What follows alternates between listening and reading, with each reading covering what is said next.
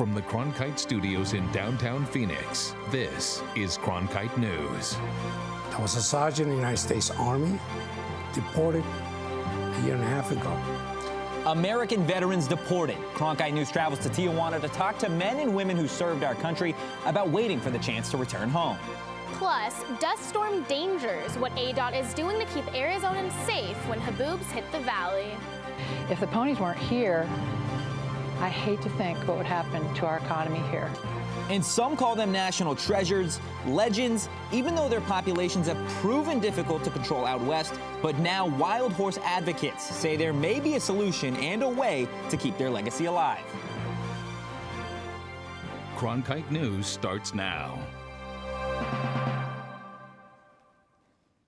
Good evening, I'm Anthony Totri. And I'm Ellie Nakamoto-White. Thank you for joining us. Our big story tonight, American veterans risk their lives for this country, enjoying the respect, admiration, and benefits that come with having served. But there's a number of them who say they've been discarded. They're deported vets now forced to live in their countries of origin, unable to come back to the U.S. Cronkite News reporter Marcela Bayeto traveled down to Mexico to see how these servicemen and women are adjusting to living in a place they refuse to call home.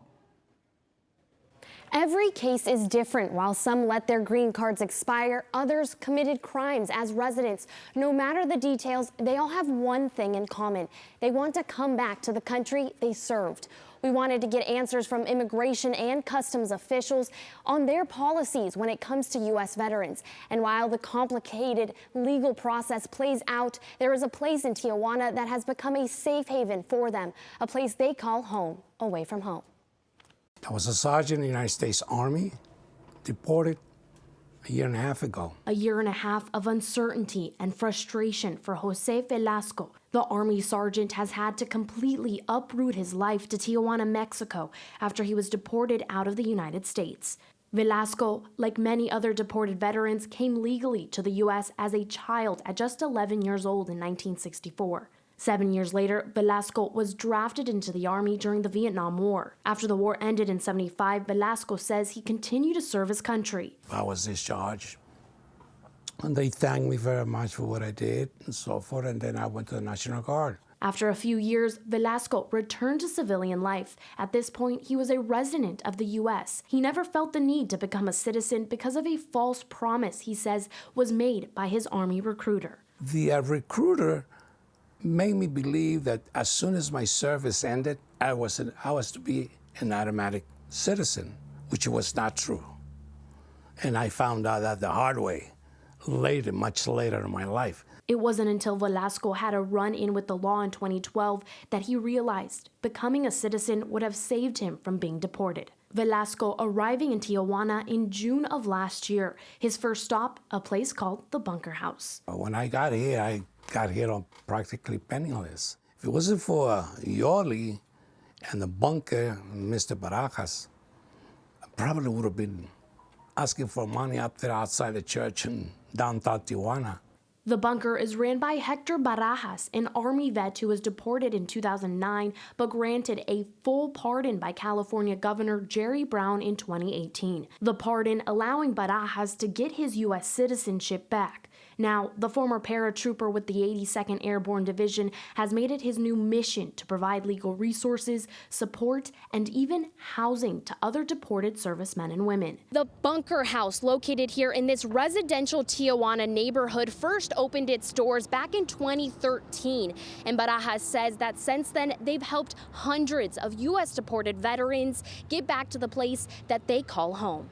Thank you for the opportunity to appear before the subcommittee to testify. Barajas testified in front of the House Judiciary Committee last week, advocating for legislation to bring home these veterans. I feel the military needs to be accountable, and they need to take their responsibility in making sure that they sit you down and tell you that you can become a citizen. Arizona lawmakers like Representative Raul Grijalva reintroduced legislation in April attempting to establish a path to citizenship for these servicemen and women. In a statement, Grijalva says, quote, "I introduced the Veteran Deportation Prevention and Reform Act to ensure that America stops this egregious process of deporting veterans and allows those who were deported to come home to their families and the country they love. It is time for Congress to take action and protect immigrant veterans and their families. families who have sacrificed so much for our nation. In June, the U.S. Government Accountability Office released this report stating Immigration and Customs Enforcement has not done enough to handle, identify, and track deported U.S. veterans. The report cites multiple issues, including not consistently adhering to policies for handling cases of removable veterans, not developing a policy to identify and document all military veterans it encounters, and not maintaining complete electronic data on veterans. That last point is why the exact number of deported veterans isn't fully known, according to Rebecca Gambler, director of the GAO report. We identified approximately 250 veterans who were placed in removal proceedings or removed from the United States during the time period fiscal year 2013 through 2018. It's important to note this is based on limited information, so there could be additional veterans. Iracema Coronado started researching deported vets in 1996. She says there are thousands of additional vets not being tracked. The Hispanic Congressional Caucus, they estimate 3,000 deported veterans throughout the world. I think that there could be an accommodation made. After the GAO report, ICE has been criticized for its handling of deported veterans. When asked about its policies, they provided Cronkite News with the following statement, reading in part, quote, ICE does not statistically track the number of individuals deported who had previously served in the U.S. military. Applicable law requires ICE to mandatorily detain and process for removal individuals who have been convicted of aggravated felonies as defined under the Immigration and Nationality Act. One of those individuals is Leonel Contreras, who was an 11 Bravo infantryman. He says substance abuse led to a life of crime and eventual deportation. I think it's kind of cruel that you get deported because you're not a citizen. I think that if you do the time that the judge has already sentenced you to, that should be the end of it. This is like more punishment on our behalf. Richard Avila served in a helicopter squadron in the Marine Corps. The serviceman was sent back to Mexico in 1996. Years later, he is still struggling. I still don't feel at home. I'm not at home. I'm an American by culture. I am proud of my heritage, but I'm not a Mexican. I'm an American. And I'd like to go home someday. Many of these veterans say PTSD, depression, drugs, and alcohol eventually led to their actions and criminal convictions. Veterans like Velasco say all they want is eventually to make it back home to the U.S. But at 75 years old, I'm one of the oldest people being deported as a veteran. By the time his legal case is possibly resolved, it could be too late. The next time he's reunited with his family might be at his funeral. I mean, I'm going to die here, I guess. I'm diabetic. And they said that the only way you're going to get across back to your hometown and back to your country is on a pine box. The Veteran Deportation Prevention and Reform Act will need the Department of Homeland Security to first create a Military Family Immigration Advisory Committee. It would then make recommendations on whether targeted veterans should be deported. This would also establish a pathway to citizenship for military spouses and their children. In the Broadcast Center, Marcel Bayeto, Cronkite News. With Veterans Day just around the corner, businesses nationwide are offering a wide variety of discounts and freebies throughout the weekend. To those who served, here are three that caught our attention. First, Amazon is offering $40 off one-year Prime subscriptions for veterans. Any veteran who already is Prime can renew their subscription at the lower rate. On Monday only, Starbucks will offer a free tall coffee to veterans and their spouses. And for every hot brewed coffee purchased on November 11th, they'll donate 15 cents to Blue Star families. And finally, more than 400 National Park Service sites will offer free admission in recognition of Veterans Day, including free access to parks like Yosemite, Zion, and the Grand Canyon. For a more complete list, go to military.com. Now, we want to see photos of the veterans in your life. You can share them with us on our Facebook or Twitter feeds by using the hashtag Cronkite News. And tune into Cronkite News Monday at 5 p.m. for our Veterans Day special. Developing now, the CDC has announced a breakthrough in its investigation into the spike of vaping-related illnesses. Officials are saying vitamin E acetate is a, quote, strong culprit, but more research is needed to confirm whether or not it's the only harmful substance found in vaping liquids, or if a combination of ingredients is to blame. New tonight, officials here in Arizona have struggled to manage the wild horses and burros roaming the desert. But on an island off the eastern shore of Virginia and Maryland, they found a way to control the wild horses and make them a central part of the community. Cronkite News reporter Brian Peach brings us the story. Here on Chincoteague Island, ponies are everywhere. From stores to restaurants to the high school mascot, the island's wild horses are a pillar of the community and the local economy. The whole economy depends on these ponies. I mean, if the ponies weren't here, I hate to think what would happen to our economy here. Legend has it that the horses landed on the island, now a popular summer vacation spot, after a shipwreck, while some say 17th century settlers put them on the island to avoid taxes.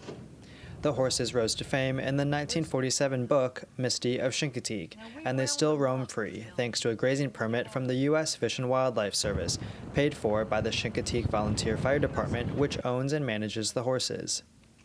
Volunteer firefighter and self-described saltwater cowgirl Denise Bowden was born and raised on the island, growing up around the wild horses that she now manages.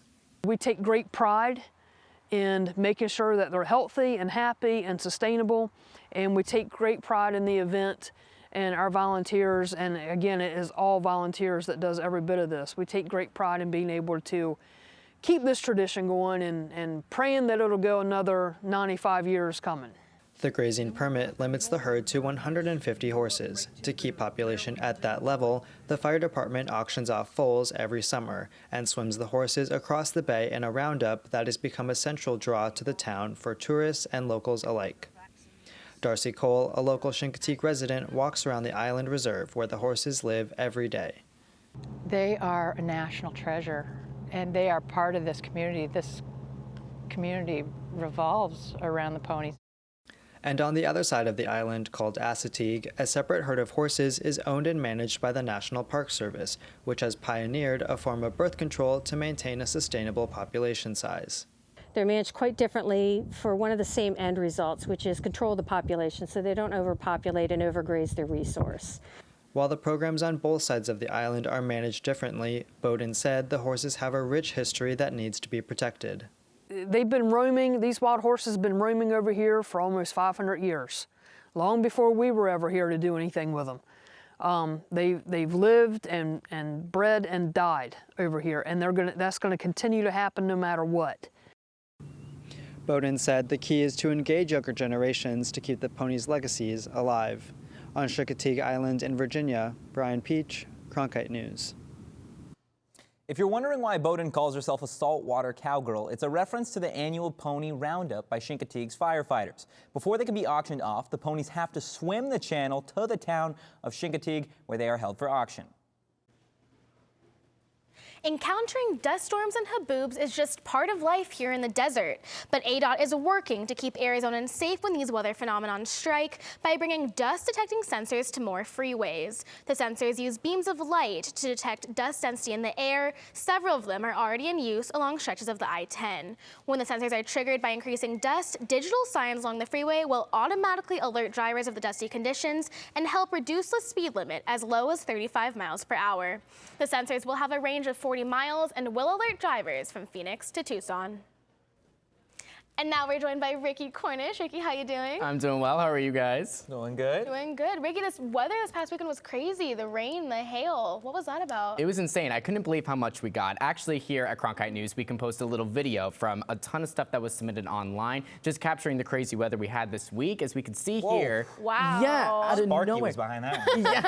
Yes. In the West Valley, I mean, we got a ton of lightning and rain. And then as we moved down into Glendale, Avondale, and Flagstaff, there was just a ton of rain coming down over the past week. But then if we actually look at this video, this really kind of got me going crazy. This is out in Prescott. Wow. Yes, I mean, literally people picking up handfuls of hail. It's just something I've never seen before personally. But then we get to the end of this week up in Superstition Mountains and it's just clear skies. So it's been a rough week, but thankfully we've made it to a calm place. Wow. So which one of those four are we going to be seeing for the rest of the week? I would definitely say that last one is what you'll see. The temperatures right now are nice. Still a little warm, but no rain, no hail. We're getting rid of all of that. And if we start tonight with the evening planner, the temperatures outside are just perfect. At 7 p.m., a high of 80 degrees. That is something I'm sure we can all agree is what we enjoy. And if we look throughout the rest of the night, just a high of 73 at 10 p.m. So it's definitely time to break out light jackets and long sleeves because it is going to get a little bit chilly. But if you're thinking of doing something fun for this weekend, it is a long weekend after all. Well, I highly recommend going on a road trip. Out in the southwest region of the country, there are nice temperatures all around the map. 78 degrees is the high in Las Vegas, and down in LA,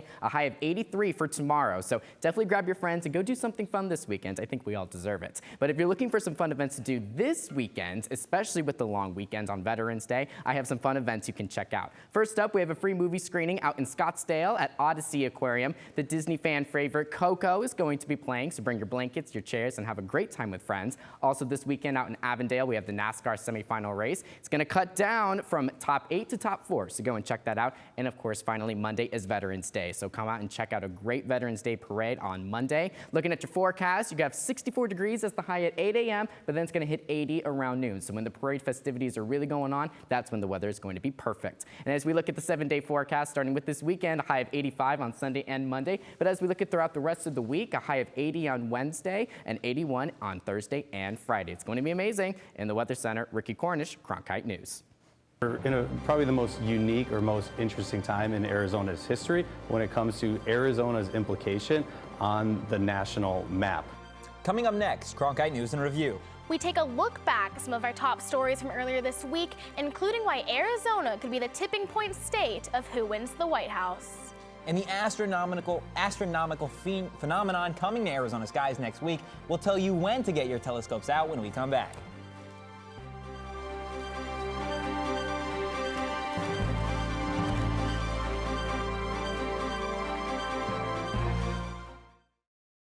With wildfires, a scarcity of water, and other environmental issues facing the Earth today, it's critical to stay up to date with local impacts of a changing climate. That's why we created Elemental, covering sustainability, a multimedia collaboration between public television and radio stations. From climate change to water conservation to renewable energy and much more, Elemental covers the latest in sustainability news. Find our stories on our website, elementalreports.com. As journalists at Cronkite News, we report on stories that matter to you by focusing on the local impact. We dig deeper and work tirelessly to keep you informed. Live in Wickerburg. Live in Los Angeles. In Cleveland. In Washington. In Louisville. From Jerusalem. Live in Philadelphia. From around the world to right here in Phoenix. At Cronkite News, we report the facts and stick to the truth. Welcome back to Cronkite News in Review. One of our top stories this week, election 2020. In the past, Arizona has been known to be a reliably red state. However, these next elections could change that. For the first time since 1996, we could go either way in the presidential election. Cronkite News reporter Mariah Gallegos found out why the possible shift is happening. Arizona is actually considered a toss-up state and could be one of the tipping point states of who wins the White House in 2020. Mike Noble is the chief of research at OH Predictive Insights, and he says because President Trump previously won in Arizona by the slimmest margin of 3.5 points, the next election is uncertain. The latest numbers from political polling supports that. So you see the biggest parts of where Republicans are hurting right now are among 18 to 34-year-olds, Hispanics, which is an emerging large demographic here, also suburban voters that we're seeing. So again, among those moderates, those folks in the middle, those moderates and leaners, again, they're just not going the GOP's way, which they used to go their way. And because of the disadvantage Republicans have, Noble expects both Democrats and Republicans to open their wallets on advertising. What you can expect is an historic amount of money being spent in Arizona, which, funny, interesting fact, last election, the midterms, it was a historic amount of money spent in Arizona elections. Just on broadcast alone was about $127 million spent. We're projected to see, just in traditional broadcast, $250 million, so almost double that. Cronkite News received this statement from the Arizona Democratic Party about their take on the race. After a long string of broken promises from Donald Trump and Arizona Republicans, Arizonans are ready to make a change in 2020. We are feeling confident about the year ahead, amidst a strong fundraising year and with an increasingly energized electorate. Over the course of the next year, Democrats will continue to highlight the issues that are most important to Arizonans, making the case that we're the party that will make Washington and the state legislature start working for every Arizonan, not just powerful special interest and the wealthy few.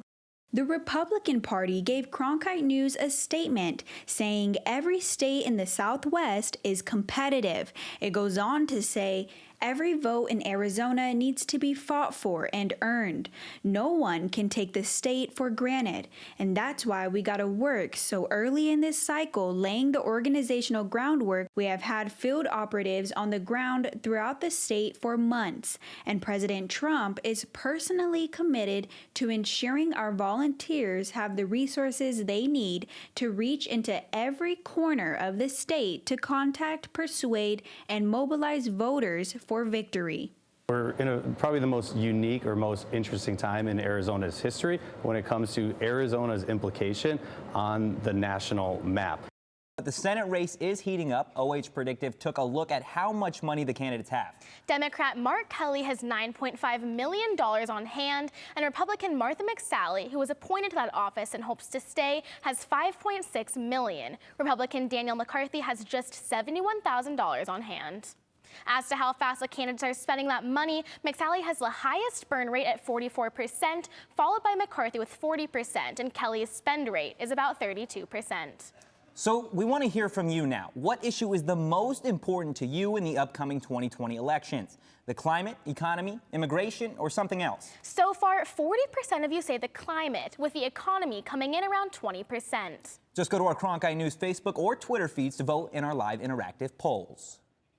Tucson voters overwhelmingly opted against the Sanctuary City initiative this week, which would have limited the circumstances in which police officers could ask about immigration status. Cronkite News reporter Frankie McLister was in Tucson on Election Day and tells us more. Yeah, and proponents of that defeated initiative said that despite their loss, that they're still working to make it working to make it a more inclusive and safe city for all those immigrants. A reminder to folks here in Arizona that we are still home of SB 1070, the infamous Show Me Your Papers law, which does make every single local police officer a de facto immigration enforcer. Zaria Levere helped lead the initiative that put Proposition 205 up for a vote Tuesday and says despite not being passed, their work will continue.